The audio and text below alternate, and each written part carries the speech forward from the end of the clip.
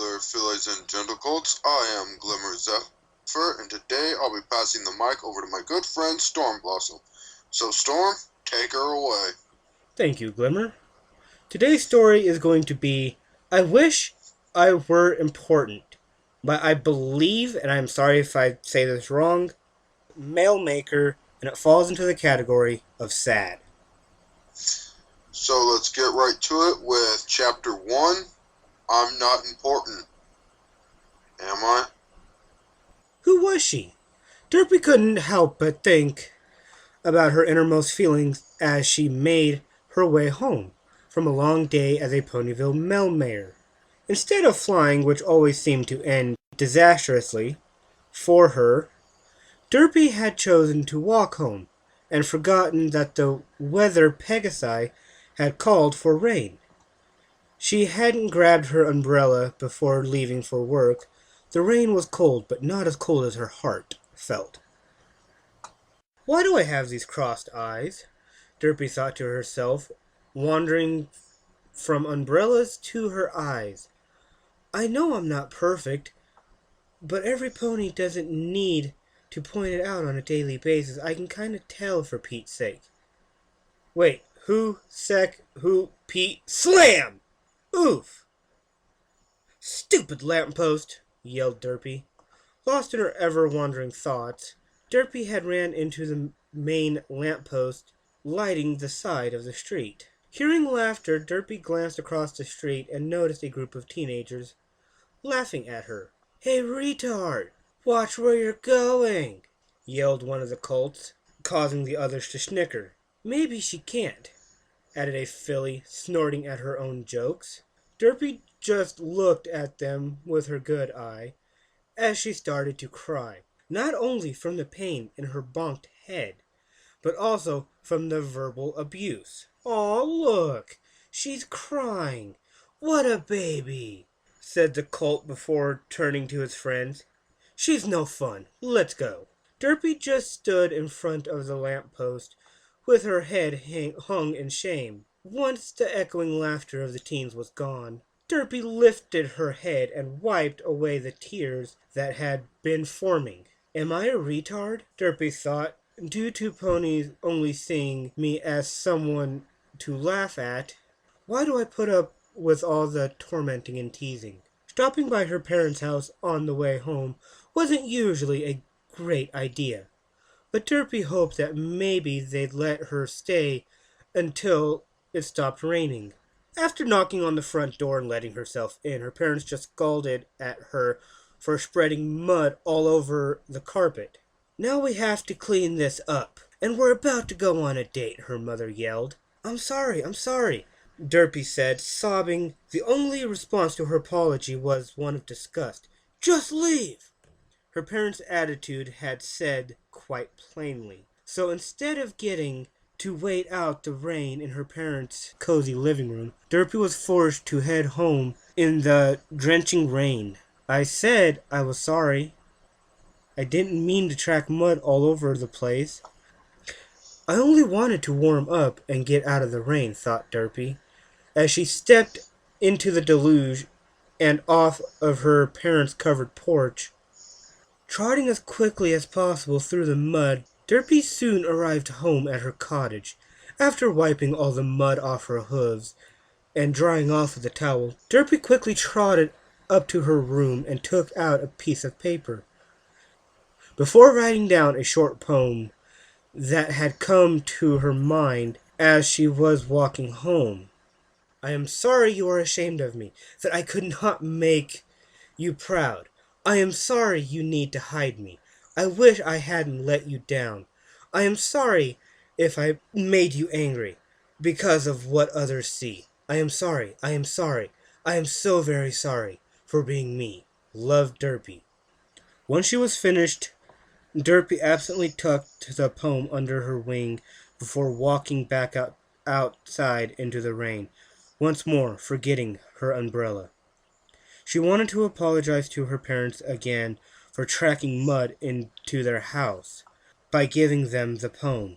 She wanted to apologize to her parents again for tracking mud into their house by giving them the poem. Maybe they'd feel sorry for her and treat her like any other important pony was treated. Upon arriving at her parents' home, Derpy remembered that they had left for a date right after she left. Well, I guess I could go to Sugar Cube Corner and talk to Pinkie Pie, Derpy thought to herself. She never judged me before, and a warm muffin sounded good right about now. Happier at the thought of a muffin, Derpy trotted as quickly as possible to Sugar Cube Corner, but was dismayed to see a closed sign in the window. Closed? How can Sugar Cube Corner be closed? Oh, wait! The sign says they close at 7, and it's 8:30. Derpy sighed audibly before turning around to head home for a second time, just without apologizing to her parents or a delicious warm muffin in her tummy. I guess I'll go sit in my room all alone and try to get some sleep, thought Derpy, as she started making her way to her cottage. But instead of heading straight home like she had originally planned, Derpy found herself aimlessly wandering Ponyville. She was so deep in thought about her parents and a muffin that she didn't notice a brown stallion galloping down the street towards her. Crash! The stallion ran into her full speed, sending her tumbling into a mud puddle.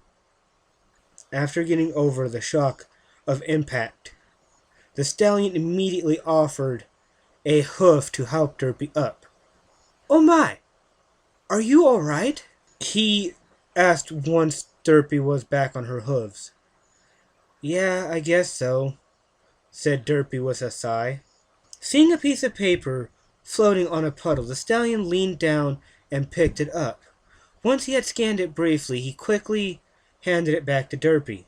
"I'm afraid that is rather soggy," he said, sad for the pitiful Pegasus. He was startled to see tears running down her face. "Hey, are you okay?" he asked. Nodding her head, Derpy tried to swallow her tears, but utterly failed. "There's no need to cry. It was a lovely poem, rather sad, but I'm sure you can write it again. I'm sorry for running into you as well. Are you sure you're okay? You're not hurt or anything, are you?" "Hurt? I don't know what you mean," burst Derpy, surprising the brown stallion. "Can't you see? My stupid crossed eyes, my random attention wandering, my stupid poem. Maybe you can't tell, but I don't appreciate your false sympathy." "My sympathy isn't false. I really do want to know if you are okay," said the stallion, confused at the Pegasus' behavior.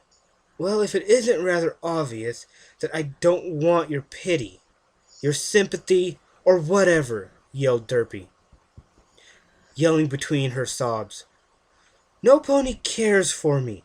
My parents hate me, my boss yells at me every day, people say I'm retarded, maybe I am. I don't know. Why are you being so nice?" "Because 90... He was cut off by Derpy continuing her little spiel. "You know what? I don't care. I don't want to know why. I'm just a freak. No pony likes me. Why am I even talking to you? I don't want to know your reasoning for your pity or for your sympathy. I've heard all the excuses. Well, I feel bad for you. That's what every pony says. I don't want ponies to feel bad for me." Pausing for a breath, Derpy looked at the stallion as best as she could. "I just want ponies to look at me normally, tell me that I'm important." "Derpy!" the stallion said, interrupting her. "I want to say one thing." "Fine then, say it," said Derpy, whose rage had quickly melted and leaving her feeling tired and wilted. 900 years of time and space, and I've never met any pony who wasn't important. Derpy, you are important. Don't let any pony tell you otherwise. Derpy just stared at the stallion. He had said the one thing that she had wanted to hear all her life. She was important. So what are your thoughts there, Glimmer? Well, other than the obvious Doctor Hooves reference, there are a couple things that I would like to say. And what is that? First and foremost, it's muffin time! I'm sorry, I gotta say that every time I hear Derpy talk about muffins. Fair enough. You have no idea how hard it was for me to keep that silent. Hey, I had to keep myself from saying it too. True. But, anyways, I would say this story definitely is one that would strike up a lot of memories for a lot of ponies. Possibly not so good memories. I do have to agree. The premise But of this... just know...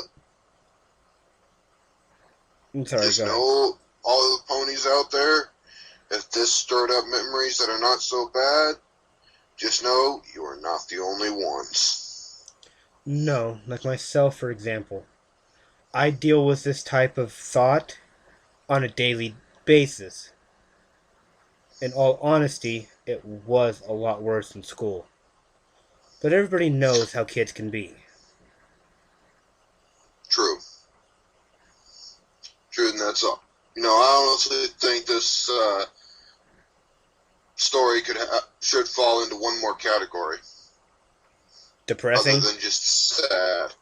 No. Slice of life would be another category for this one. Good point. But on a happier note, I would say that the author did a fairly good job in writing this story. I do have to agree. So what are your thoughts?